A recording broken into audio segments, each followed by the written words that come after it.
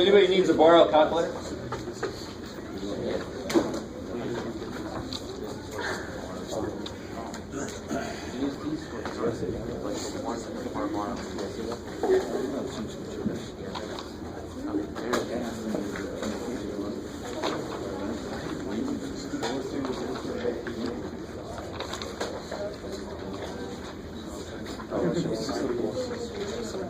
All right. Is everybody aware of what we're about to do? Did you need one of these? Anybody else need a copy of the sheet we're going to be working on right now?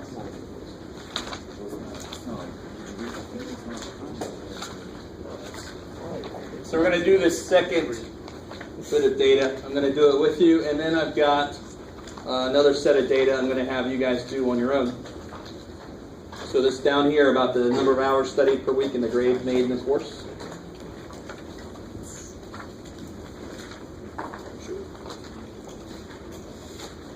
So what you do, you go stat, edit, you get into your lists. And we've got two variables now, right? The number of hours studied and the grade made. So I'm just going to clear out L1 and L2. I clear those out. Let's go ahead and do this too while we're at it. Go to y equals and clear that out. Make sure there's nothing anywhere in y equals. Yeah, it's all empty. All right. Bless you. How are we doing so far with that? With me, go back to stat, edit, and now let's go ahead and put that data in for the hours. Like it starts off as 4 and goes from there 7. Put that data in. Let me know if you're not sure where I'm getting these numbers from. All right. It's the most exciting part.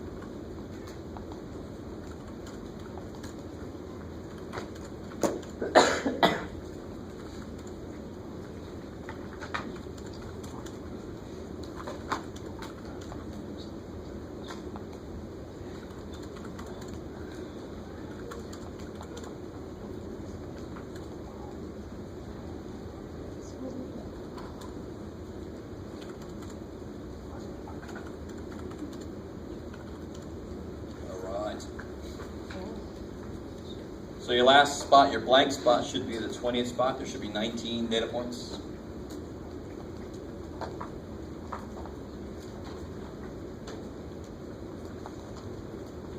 All right. So let's first plot the scatter plot. And if you weren't here last time, or if you're borrowing a calculator, you might have to set this up. So hit second, y equals to get the stat plot. The first one should be the only one turned on.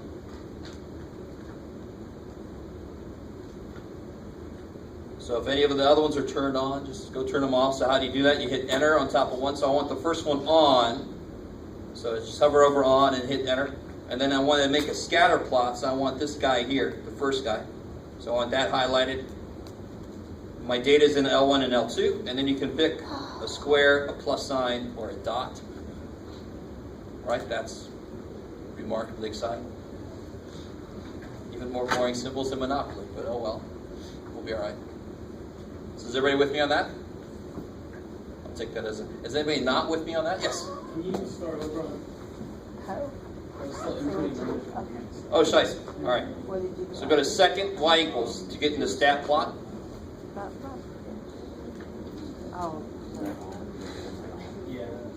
And the first one should be the only one turned on. Yeah. Good. So hit enter real quick and make sure that it's set up just like this. It's got this first thing highlighted. It's got L1, L2. And then you can use whatever symbol you want. Now what do? Do I just hit graph? Oh, yes, sir. Say again. Well, there's a lot of things. You good? If I just hit graph, let's see what I get. I get one lone dot in the universe.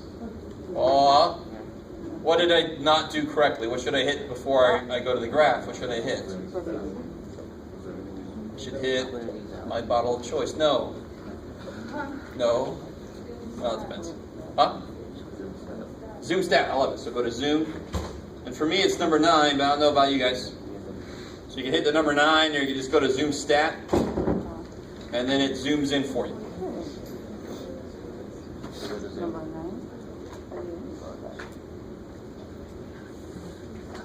All right. You guys get close. Oh, zoom. Number 9. Oh.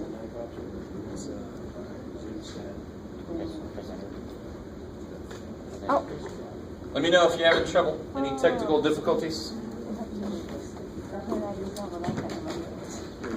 Don't we write this down?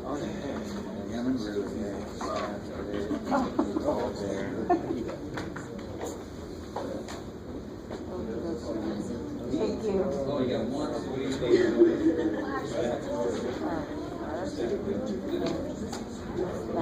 It's way off.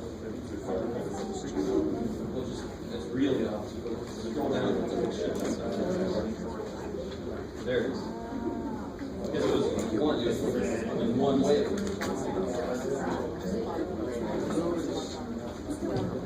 Anybody else? Everybody else is okay? Just make sure everybody's paying the right level of attention. You will have to do this and get the line of best fit and then come up and show me on the day of the test and the day of the final. You have to show it to me on your graphing calculator. You have to show me what we're about to get right here. You are not allowed to use the sheet that has the instructions on it. That kind of defeats the purpose of learning. So you will know how to do, you will need to learn how to do this on your own. Is that cool? So anybody else, technical difficulties? Is everybody there at least right now? Maybe some of you guys are ahead of me.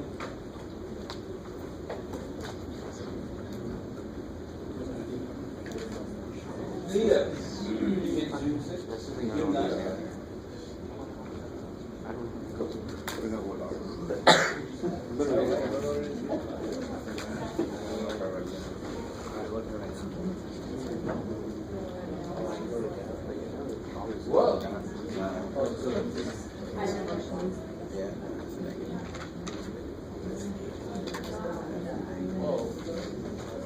Oh.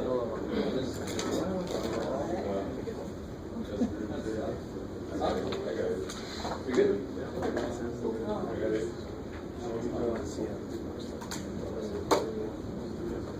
So what's most important is that you know how to do it. All right, so let's get the R. What does R tell me? What does R tell me? That you're a pirate. No, what does R tell me? What about it? The strength. Okay, good. That's a great one-word summary of R. Or 2 words. Let's put those together. It tells me the correlation strength. Right. Today we're going to get a little more detailed about. There's a certain benchmark R has to hit to show any correlation at all. And it's a lot like a hypothesis test. There will be no hypothesis tests in Chapter 10. Do not freak out. I'm going to show you a table that you're going to reference to see if your R value is strong enough. If the smaller your sample is, what do you think has to happen to R to show evidence that there's a correlation? Close to 1 or negative 1 if it's negative correlation, right? And the bigger my sample is, the further away it can be. All right, so we'll get to that here in a minute. How do I get R? Linear regression. Stat? Cal? 4. Number 4. That makes sense. Now, what's really funny to me is they hardwired into this bad boy. I guess they had some extra room. They said, what if B was the slope? I don't know. Don't ask me. Just don't ask me. I don't know. Just forget it's there. It's kind of silly. What if we made it B plus MX? It's so stupid. So let's just use number 4. Now, let's see. So is everybody with me? Go to stat, calc, number 4. I put it in twice. Let me take one of them away. right? We're doing that. It defaults to list 1 and list 2. So as long as you put them into list 1 and list 2, you just hit enter. Now, let me know when you're there, and let me know if you don't see everything that I can see. Okay. It's too bad for you guys. You must be new matter. No, here's what you got to do. Right. What's up, Diego? So I Oh, so in your data input, something must have went wrong. Huh? when I registered came out, I was thinking one of these, but I want to know what the report Oh, you put 1. Yeah, I'm pretty sure you put 1. Yeah, you got the different system. Yeah. Because frequency, you can give it a list, or you can give it how frequently the data shows up. Yeah. What? Oh, different here, no? There we go. Yeah, try the What do you do? stats.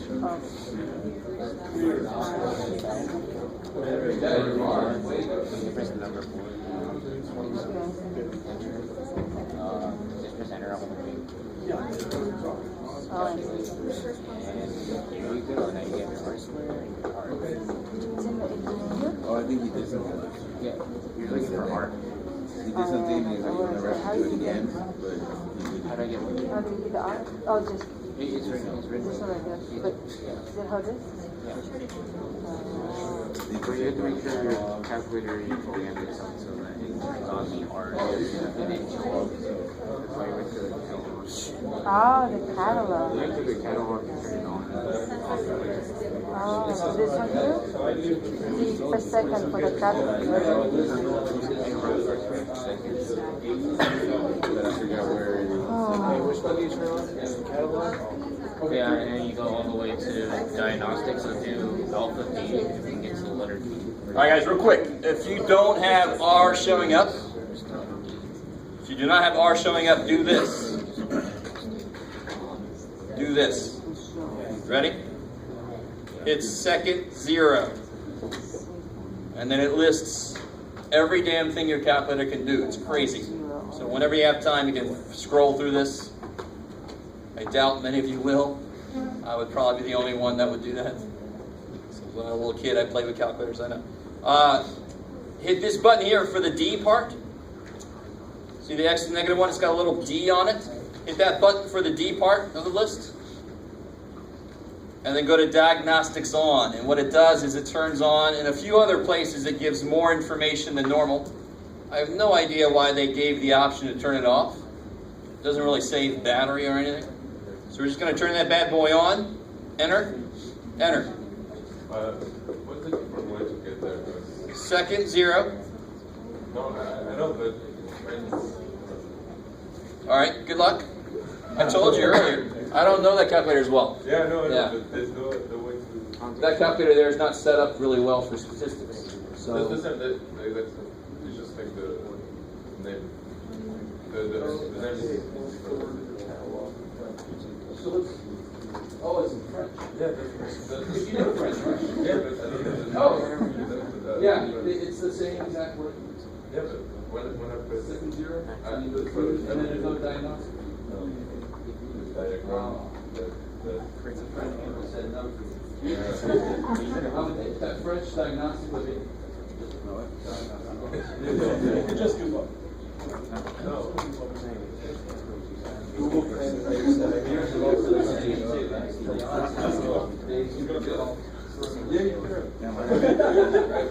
You sound so certain, but you're unable to. So, prove it to me that you can. So can we do that?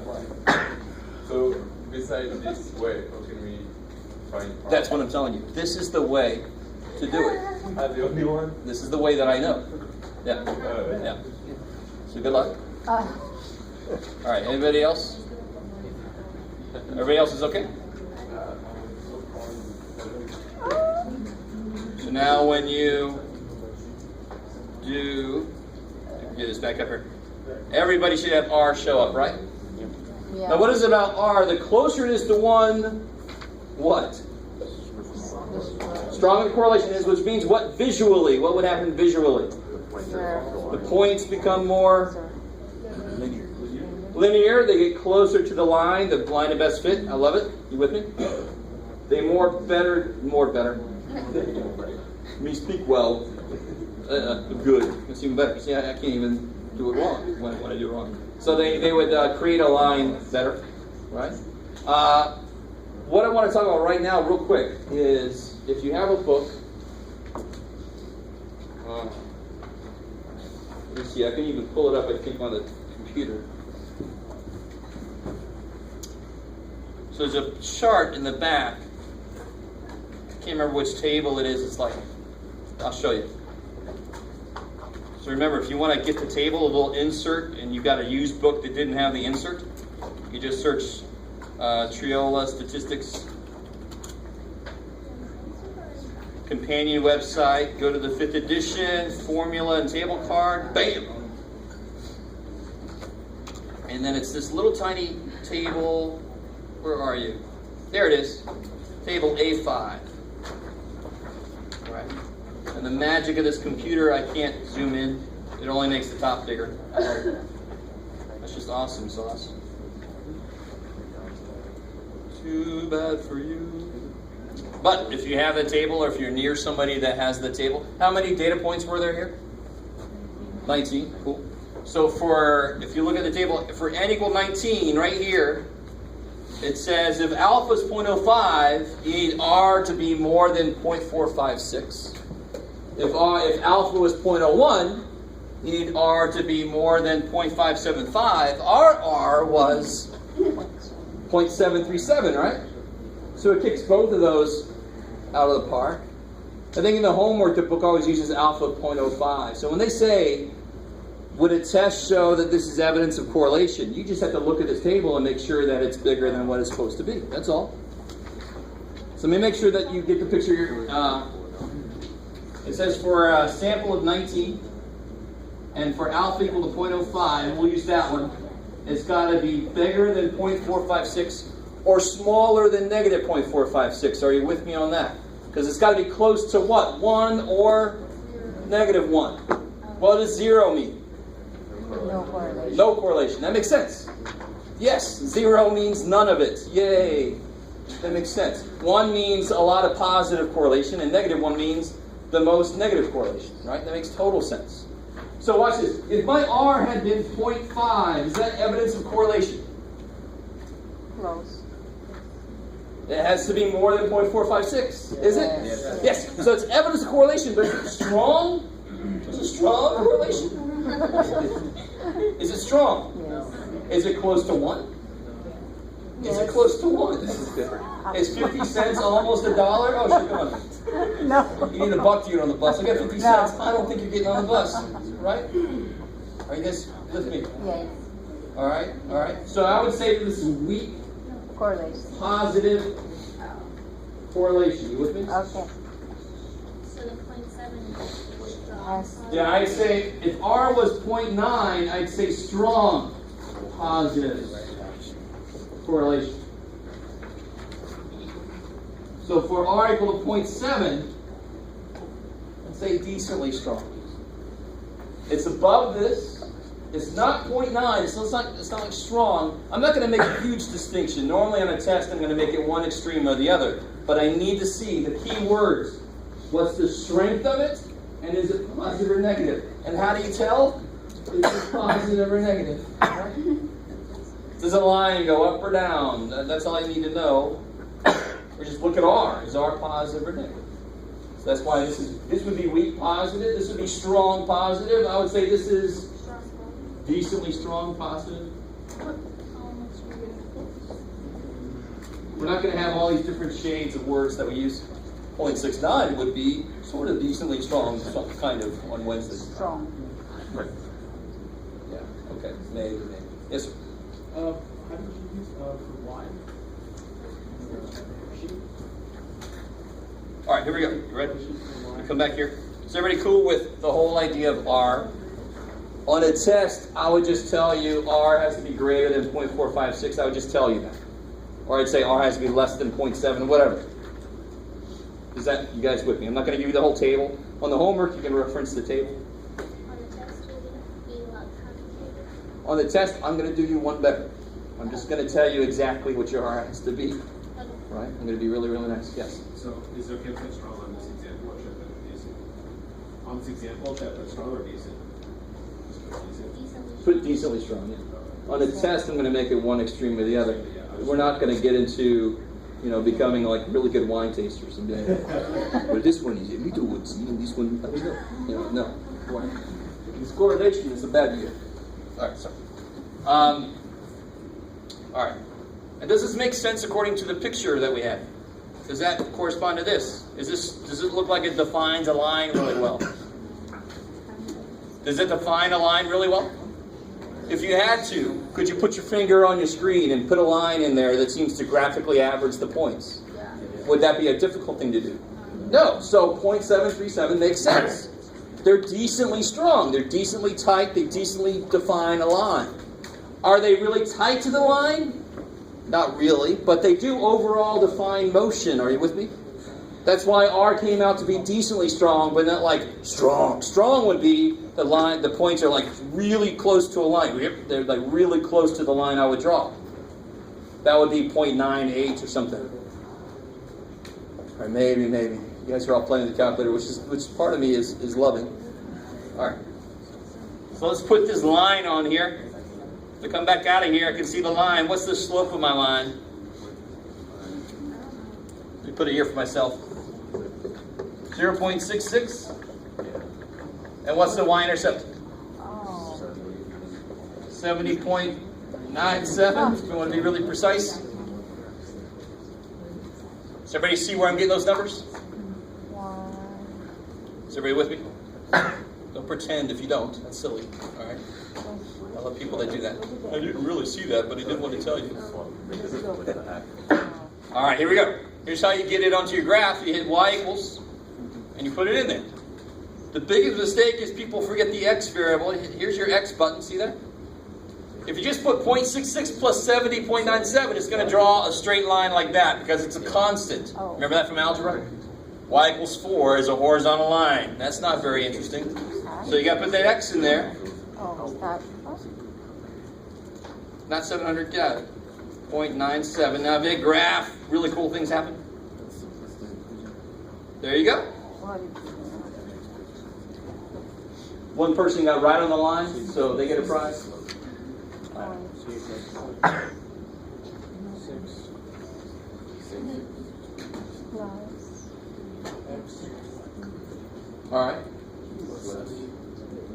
All right, so what I want you to do is actually, did I answer everything on that thing? Where's it? Do I have any left yet? All right, what's it say? What do you get for R? Okay, R is 0.737. Is it strong? Decently strong. What kind of correlation? Decently strong, positive correlation. What's the equation? Well, we got that. If you use the line of best fit to make a prediction, what the hell do I mean by that? So, for example, if I said, all right, what if I studied 11 hours? Would you trust your line to make a decent prediction for a grade? Now, the answer to that question is really exactly related to the idea of R and if there's a correlation. If there is a correlation, the stronger that correlation is, the more I trust my line to make predictions, right? Our R was 0.737, I'm going to trust it decently well.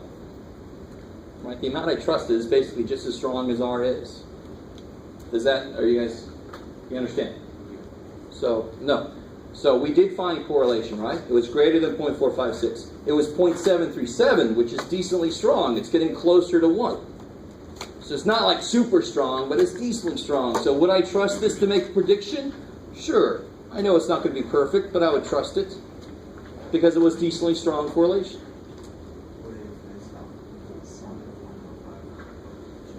Say again?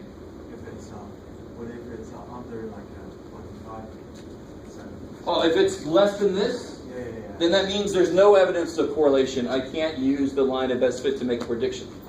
So then my best prediction, what's always my best guess for something? What's always my best guess for the grade I could make? What would be my best guess? What's my best guess for your age if I don't know your age? But I know the average of everybody's ages, my best guess would be the average, right? So if you can't trust the line, if there is no correlation, then I would just average the grades and say, there, that's my best guess. So I'm glad you asked that question, because I always forget to say it like this. Before chapter 10, our best guess, our point estimate for the average of anything was the average, was the sample mean, right? I can now, as long as there's evidence of correlation, I can use the equation we made to make a better prediction. Better than that. So now our guess is better, unless the R is not strong enough, and then we're back to the old, my best guess is the average, right? So that line, that equation of best fit, is actually trying to improve on our estimate of what the average will be. It's going to be dependent on, well, in this case, how many hours did you study? On the other case, how many beers you had last night? Or how many drinks, period. What were you drinking? Were you drinking grapple? Anybody ever heard of grapple? You don't want to drink too much of that. You can't drink too much of that because your body won't let you. Look at you. It's like, holy crap. All right. Yes? Wait, so is there like a break point for R value? So where you say I can't trust it? So you just say like 0.7, 0.7? This, below this. If I got 0.457, Where that come from? this came from that table I told you about and I showed you in the book. If it's below this, we can't use it. If it was this or above, I'd say, okay, I trust it, but if I got 0.5, I'd say, yeah, I'd use it, but I know that it's a really weak, I'd still use it to make predictions. It still should be better guess than the average, but it's not going to be great. If I got an R of 0.9, I'd be like, hell yeah, I'm going to use that. It's going to do a great job. Does that make sense? Yeah. So, I mean, if I had data that looked like this, I'm going to really trust that line. So I'm like, if I said, what if I'm here? I'm going to say, well, my best guess would be that. On that line, using that equation. I'm going to trust that line really well, because everything lined up perfectly. Just be sure like that fish growing. Well, what if the fish is 11 months old? But I would guess it's this long. Maybe. All right. So what did I say? 11. I want to know, what if I studied 11 hours? What grade should I expect? And here's what's kind of cool. You could just take this equation and plug an 11 in. Let's do that. So if I take 0.66 times 11 plus 70.97, I could predict that I'm going to make a 78.23. Now, of course, is the only variable the number of hours you study? Is that the only variable? No. Some other variables might be, did you take this course before? Have you paid attention? Have you come to class? Do you have a book? Right? Because some people, do you know what the word study means? I mean, that's a big one, right? So all these things. So let me show you how to do this graphically.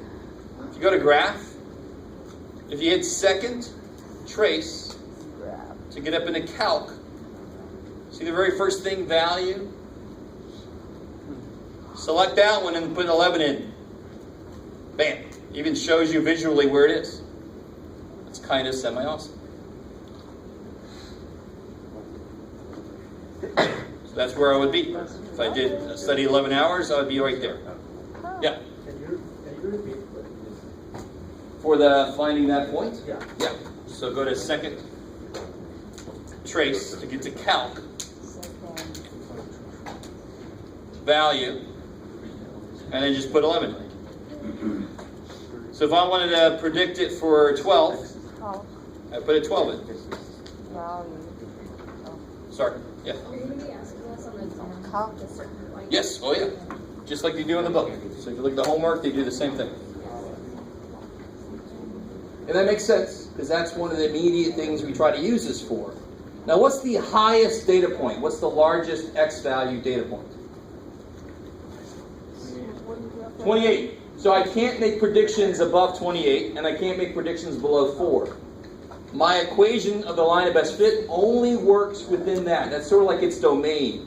Outside of there, I have no idea. Like if my fish I hope to God this doesn't continue as a straight line outside of there, because again, we'd have a fish that's as big as the ocean, and it's horrible and weird. You know, you live on the coastline, and the fish, you never know if it's going to have one side facing you or the other side. You never know.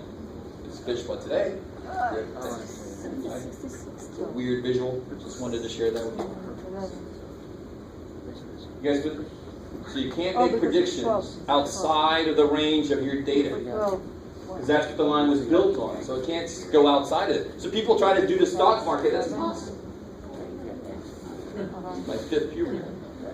They try to predict the stock market, but the stock market can go, yeah, it looks like I'm going to, oh shit.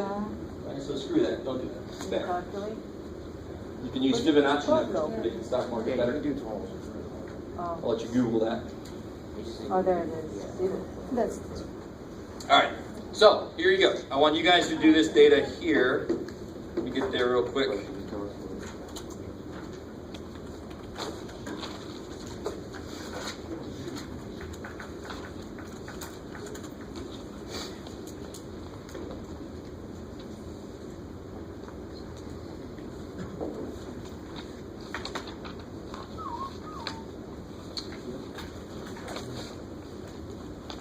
All right, as you might predict, this is actual data from our class.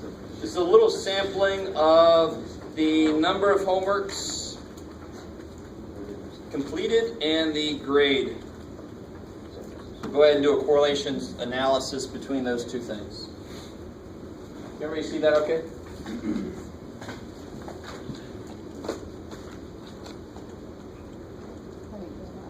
Wow. Holy crap. Aw.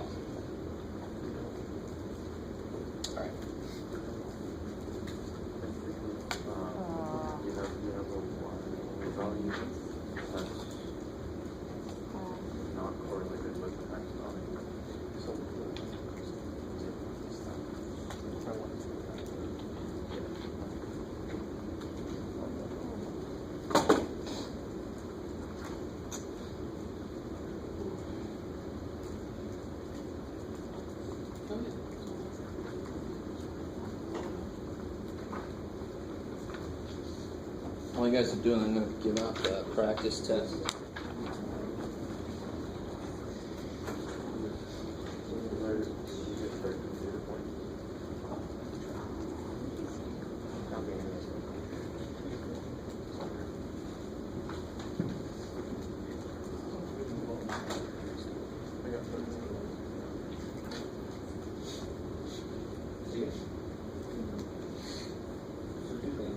This tells me what tells me if you do one at all.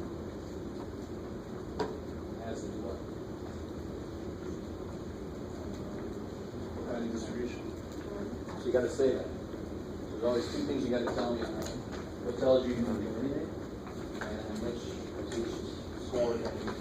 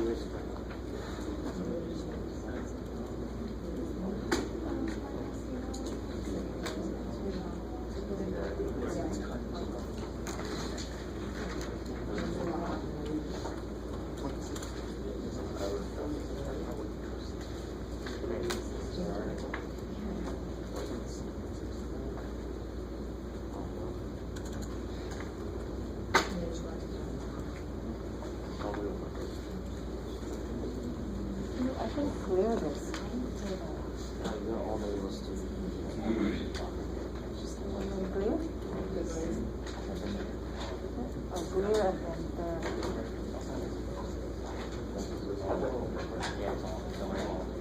Where's the clear? You want to play this one? Yeah, So you will take it all the way to oh, you do? Oh, and then you clear and then. Yeah. Oh, clear. Oh, God. Oh, hit stat. Set a better should be again.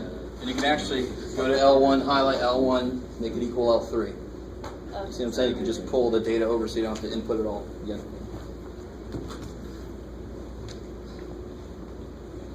Right. You guys doing all right? Really didn't want me to know.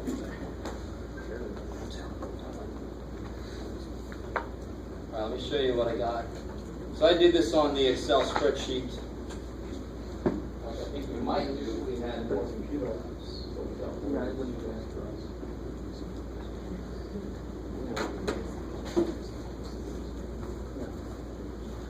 Oh.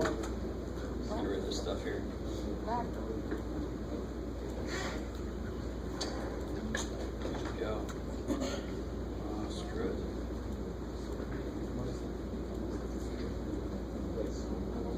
No way. There we go. So does that look sort of like what you guys have? Yes. Did you get that same? I'm sorry, it says R squared. I forgot to check. R squared. R squared is kind of a nifty dude. Wait a minute, why are you not? You're frozen again. How did you do that?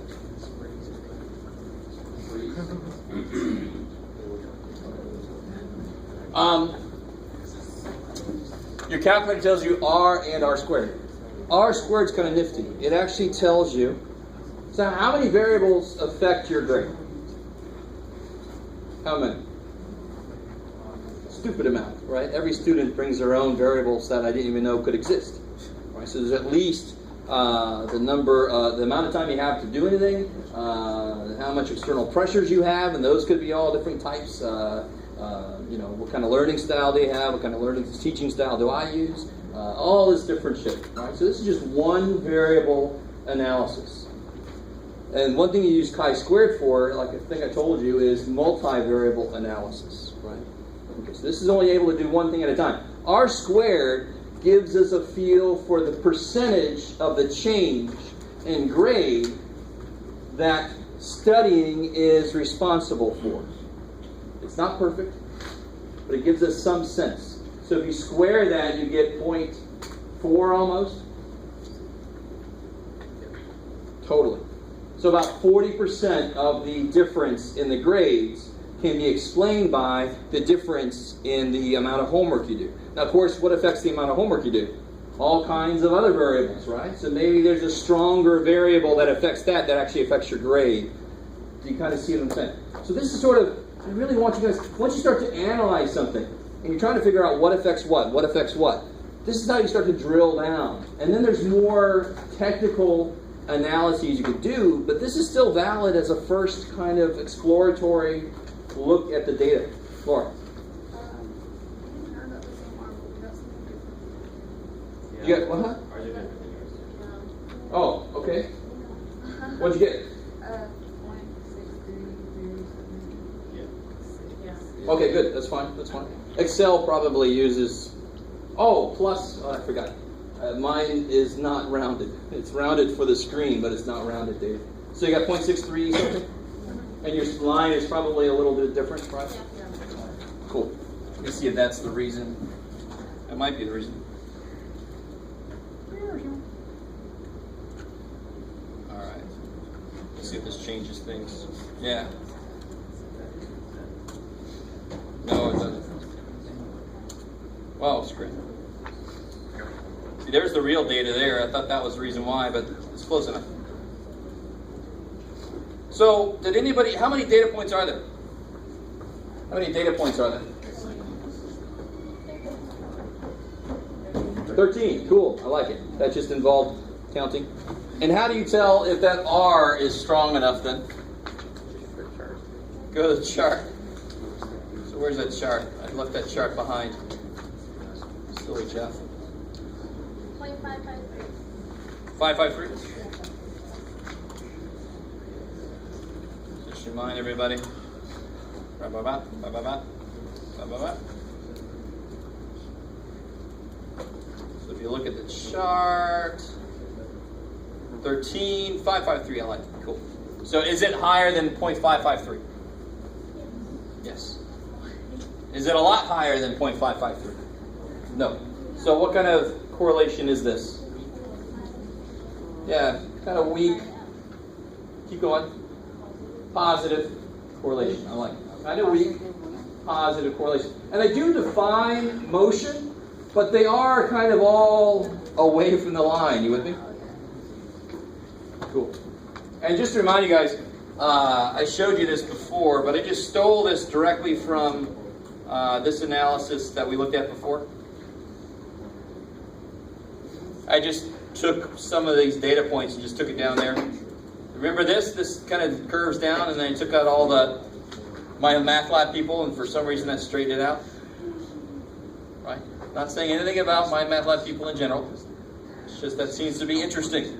So something I'm going to continue to keep an eye on, because I still don't fully buy into my math lab or online homework in general. Yeah. Somebody agrees with me? I took algebra like 2 semesters ago or whatever, and I took it, I had to repeat it, and the first time I took it, all we did was my stats lab, and I got a B in the class. And was that 103? I think so. Okay. Well, it was at a different community college, but I think Gotcha. it ended up being 103. They and do then that I took here it too. again a second semester where the teacher just did homework out of the textbook and no stat lab, and I got an A. So, There you go.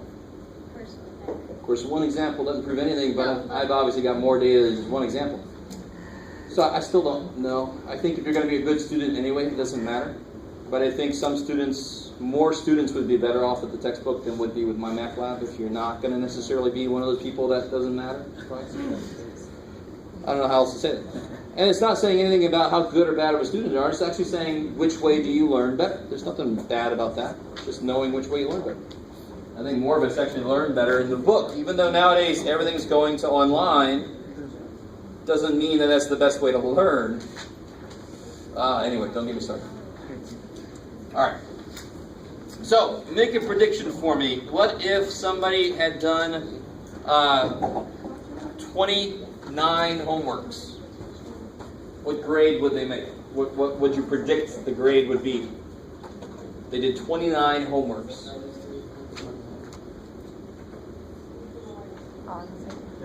So what is it? 93.1? Is that what you guys get? 93.1? Okay. Cool. I like it. Alright.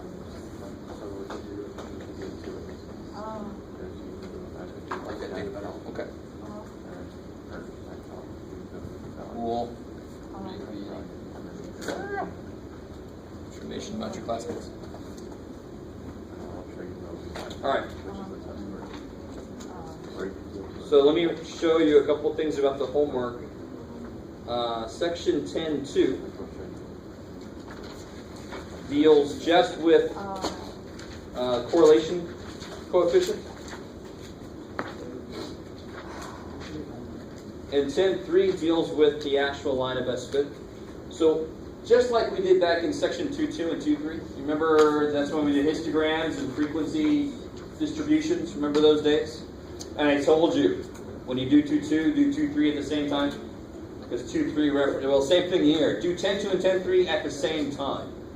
Because 10.2 says find R, and 10.3 says find the line of best fit. Well, what do? We find both of them at the same damn time. So you don't want to finish 10.2, turn it in, and then start 10.3. You will slightly hate yourself. You're like, oh shit, I'm going to do everything I just did. Good. And there you go. That will happen. Alright, yes. Can I ask a question about the practice? Okay. What's up? Number 2, part B. Not exactly sure what it's actually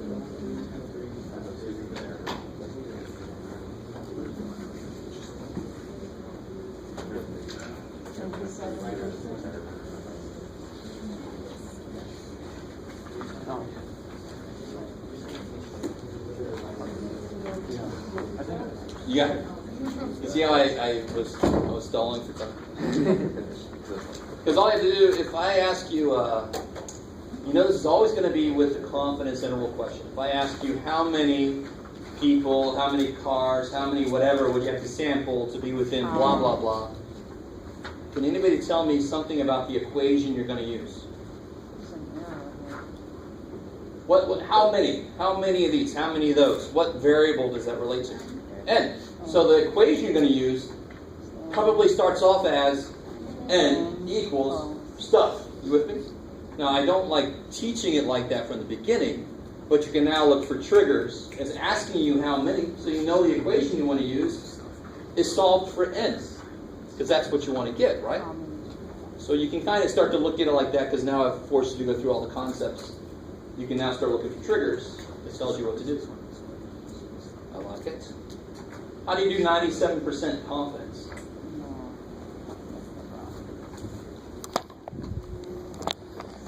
And you're like, dude, I'm basically on 80% at best in this class. I don't know how to do 97%. But what's wrong with the 97%? What's kind of wrong with it? It's not on the T-chart, right? So what?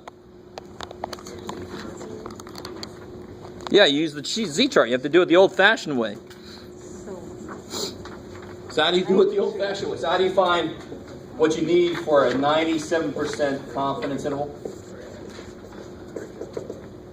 So 1.015. True. So in this problem, why am I allowed to use a Z-score? So this, I'm looking at number 2 on the practice test.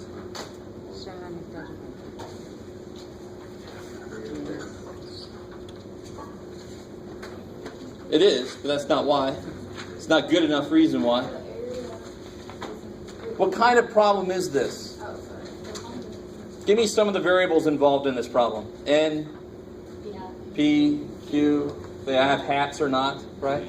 NPQ problem. So what do you have to check? NP and Q. NQ.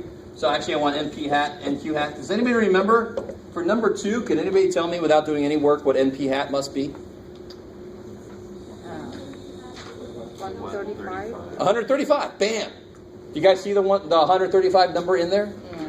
How did these people know that that was NP hat? Because how would you figure out P hat? What would you do? 135 divided by N. Where N is 672, right? Yeah. So what's N times P hat? 135. Cool. It's about to go into Seinfeld teaching. I don't know what's up with that. So NP hat is 135. What's NQ hat? 537. Yeah, the rest of them, 537. Because together this makes all of them. It separates them into successes and failures. In this case, the successes approve of Arizona's immigration policy. Personally, I would call them failures. But in this case, that's what we're looking for. So remember, success could be dead people. Success could be bad, horrible things, right? Success just means that's what I was looking for. So here I'm looking for, well, I don't want to get too much into my politics. I won't say what I was about to say. So I'm just looking for people that approve of Arizona's immigration policy, right? I think they've changed it since then. This is from a while back. So these are both bigger than 5, which means what? Normal enough, which means Z-scores can be used. If it wasn't normal enough, I would not do a damn thing. I would still do it just to be safe, but I'd say, it looks like I couldn't do it, but I'm going to do it just to be safe. That's fine. Trust me, I'm not going to give you a problem where you have to realize you don't have to do it, and then there's 5 steps. If you don't realize it, you did it. No, I'm not going to do that. Maybe a few years from now, I'm like, get those kids, they drive you crazy. No, I'm not like that. Some of you guys think I am, but I'm not yet. You're like, yeah, you are, Jeff. Yeah, you are. All right. So, coming back to this. Now that we've talked about why I'm allowed to use Z-scores, how do I get these Z-scores for this? I can't use the T-chart because it doesn't have any alpha. What would alpha be here? Oh, shit, there's a lot of stuff I'm asking. What's alpha on this problem? 0.015. That's alpha divided by 2. Right. What's alpha? 0.3. 0.03. 0.03. Oh. Is there a 0.03 alpha entry? No. Good. Right? So that's why we can't use that. So, but now you guys take alpha divided by 2, and that's 0.015. And that's why the book, the stupid book, sorry, Trill is going to watch this. Hey, Marty. That's just really silly, but it explains why they have this symbol, because you cut alpha in half to look it up in the z-score chart, right? What do you get when you look up 0.015? Area.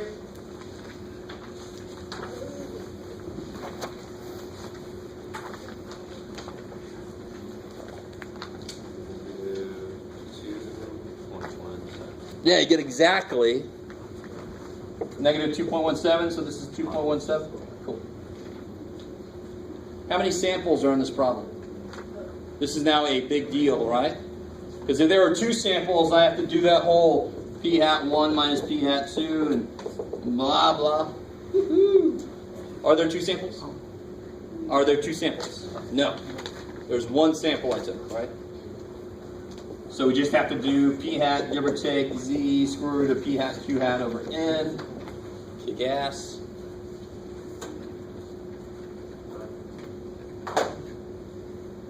All right, that's enough of that one. I'll let you guys finish that one up yourselves. Anything else from chapter 9, chapter 8? Do you guys remember 9.4? We made that, what, X credit? I feel like I'm becoming that teacher from Ferris Bueller. Anyone? Anyone?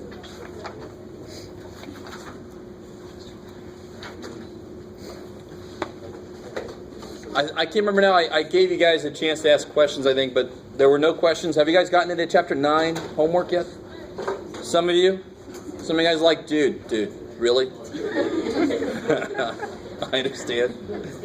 Let's do a couple problems from chapter 9. I wanted to do this earlier. Somebody asked, but nobody asked, so I'm going to do it anyway.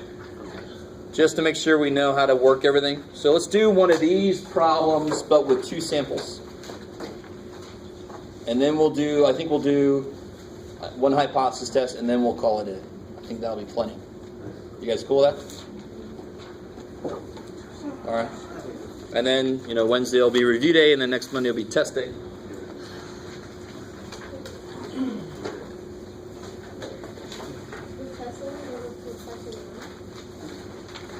No, it goes to 10. That was a hopeful question. I'm sorry. I took your hopes and dreams and crushed them. That's all right. I'm a math teacher. We take sample 108 stat students and find. Say again? Oh, this is 9.2. If I remember correctly, this is the proportion problems in chapter 9. A sample of 108 stat students and find 79 believe there's too much content in stats. Okay. We take a sample of 82 stats teachers and find 28 of them think there's too much content. In reality, I think there's not enough, but what do you do? So then I want to find the 90% confidence interval for the true difference between proportions of both populations. All right, let's unpackage that question. My God. So there's obviously 2 samples up here, right? Did those samples come from the same population? Where'd this sample come from? What population? No. No? Stats students, good, right? I don't want history students in here telling me about stats. Yeah, I think I've never taken it, but no, get out of here. I need somebody who's actually gone through it, right? Then you get a t-shirt, I survived stats. You don't, it's too bad for you. And what population? That's the population of stats students. This is a sample that hopefully represents them. And this is the population of stats teachers, and this is a sample that hopefully represents them. And there's a difference in the p hat 1 and p hat 2. There is a difference, but is it the true difference of the population? Populations? No, of course not. They're just samples, aren't they? So we're going to create a confidence interval for the true difference between these two populations using the samples that I've got. That is really the crux of statistics, right? I want to say something about everybody. I go take samples of these people, and then I say something. And confidence interval is the first step to take what we see in a sample and explode it to the whole population. Right? We think the whole population is somewhere between this and this. I love the look I'm getting from some of you guys. All right. So what can I discover from this? Let's call this population 1, or this is from population 1. This is sample 1. So what can I get from this? You can do it. What can I get from that? What can I analyze? What can I crunch? What do I need to make the confidence interval? P hat 1. Check. I guess that, I don't know. Whenever there's a right answer, we'll see if that sound happens. So how do you get P hat 1? Yeah, X over N. So the number that agree with what I'm looking for, divided by the total number. And how many places do you always round this out to at least? 3 at least, just like standard deviation. You go more if you want to, but let's take it less than 6. Believe it or not, I do have to say that. Who did what? 731. All right. So what's Q hat 1? 0.269. I like it. And real quick, what's N P hat 1? We knew that from the beginning. 79. So what's N Q hat 1? Yeah, 29. Right? You guys with me? Is that cool? Successes, the number of successes is NP hat 1 is 79. The failures must be the rest of them. And they're both what? They're both what? Greater. Good. Greater than 5. Or equal to. I can't remember this. Depends on which book you look at. If equal to 5 is okay. Stop there for a second.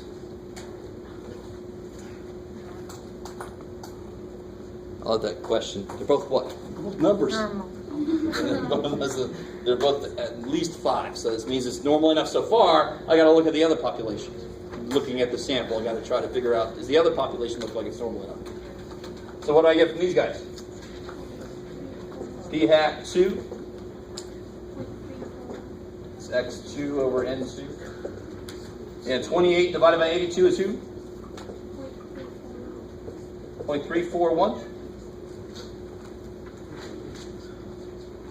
Is anybody else verifying that? Yeah. Are we all going to be like, she sounds like she knows what she's talking about? You never know. There's 1 minus P hat 2. That's supposed to be right. So it'll be 0.6.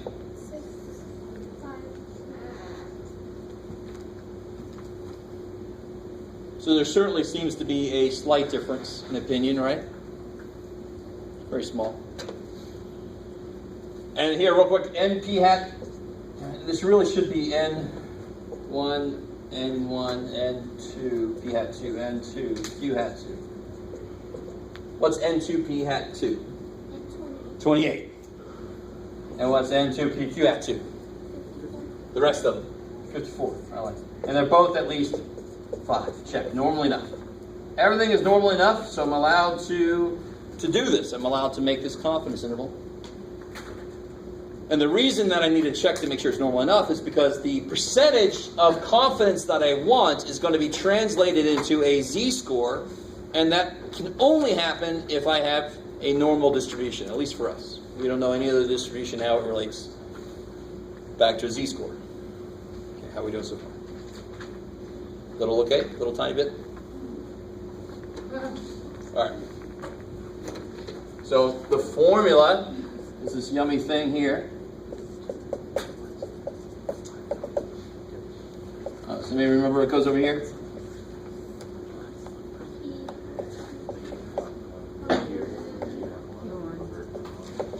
And then probably all the 2 stuff, right? If it was a test, if it was a hypothesis test, I wouldn't use the hatted stuff. What would I use? They don't have a hat on their head, they have a bar, right? Which is a really strange visual depending on what version of the word bar you're thinking about. Gosh, Jeff, man. Jeff wants a drink. So let's see, p hat 1 is 0.731. P hat 2 is 0.341. Z-score. What's the Z-score I want to use for 90% confidence? Is anybody scared that they might actually have memorized this?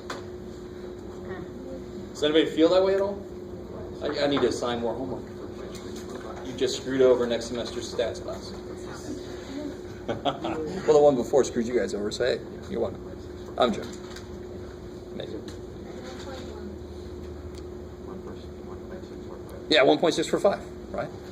At this point, it should be kind of starting to stick in your head a little bit. 95% is 1.96. I don't know if that's true for anybody. Now me, of course, shit, they're stuck in there forever. I'll be a little old senile man. 1.645. So this will be 1.645 square root.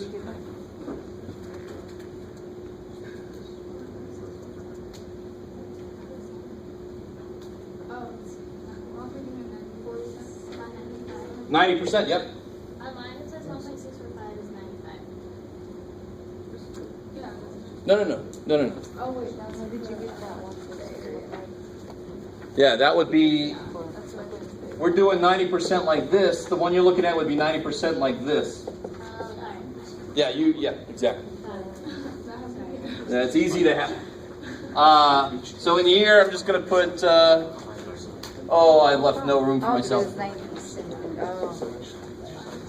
731.269 divided by 108 plus 0.341 times 0.659 divided by 82, right?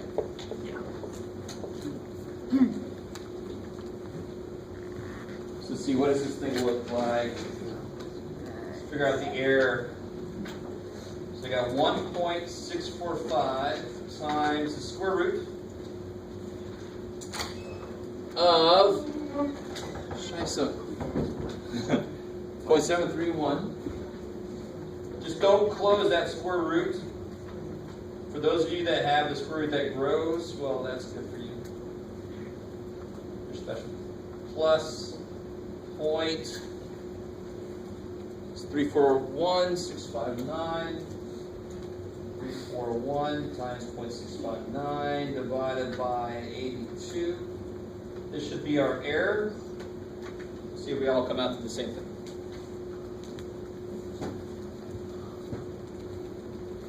Oh shit, I left out 341. They made this way too realistic. These keys are sticky. And there's 341. Does that look better? Yep. Okay. I love that when that happens. Everybody's like, am I wrong? Is he wrong? No, that was me.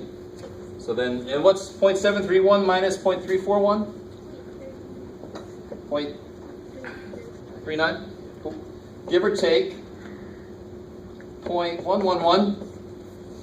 1. That's plenty. So let's just make it 1. That'll make it nice. So that'll be from 0.28 up to 0.5.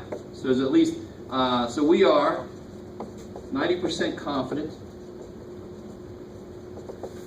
that the interval, because there's one interval, 28% to 50% contains the true difference in percentage of students and percentage of teachers. I feel like there's too much content in stats. Right? I feel like there's too many words in this conclusion.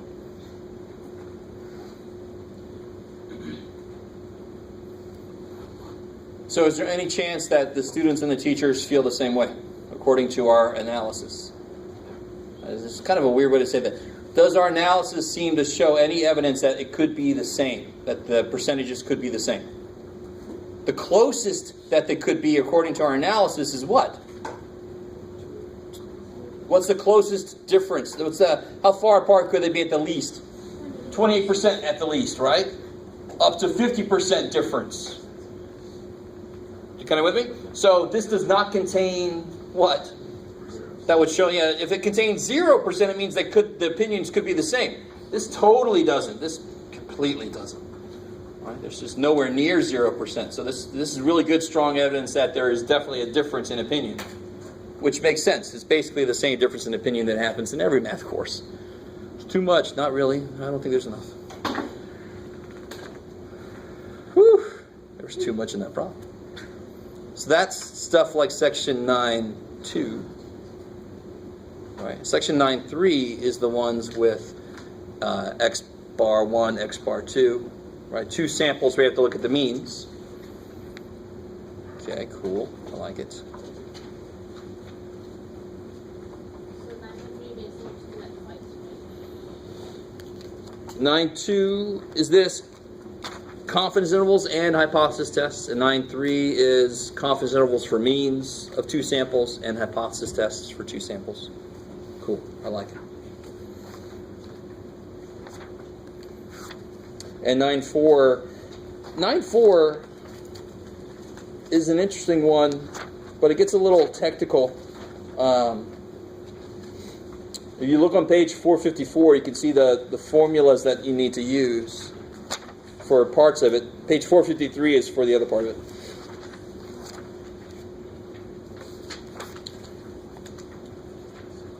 Oh, and page 449 is for even another part of it. Wait, I'm in 9.3. I want to be in 9.4. Page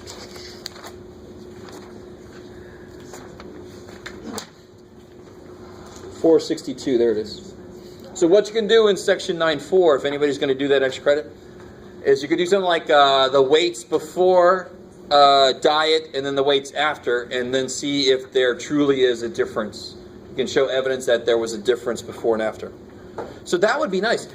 That's something that correlation can't do for us. That's actually a causation analysis, isn't it? You kind of with me a little bit? So I have a group of people. I see what they're like before, or a group of cars, or a group of dogs, or a group of buildings, or a group of whatever.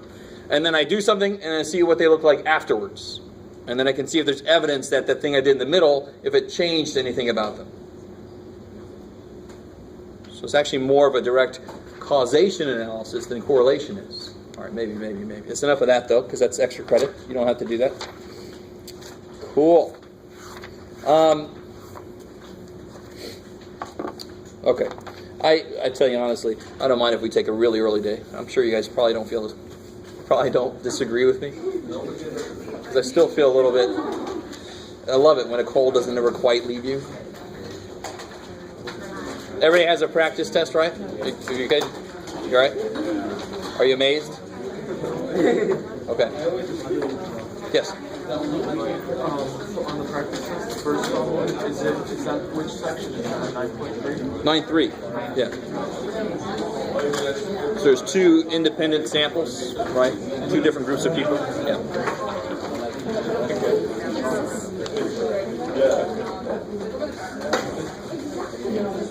What was your main? Oh, yeah. Yeah, it sounds like there's no big difference, but if you say it this way, it sounds like the mean or the proportion is what can move around, but it's really our intervals that can move around. So we say we're just confident that this interval captures that thing that's in a set place, yeah. And I only take a point out because it's a little semantic thing. Cool. And then this guy, I like that. Normal distribution. It tells you. All right. Thank you. Cool. Can you check this real quick before I get this?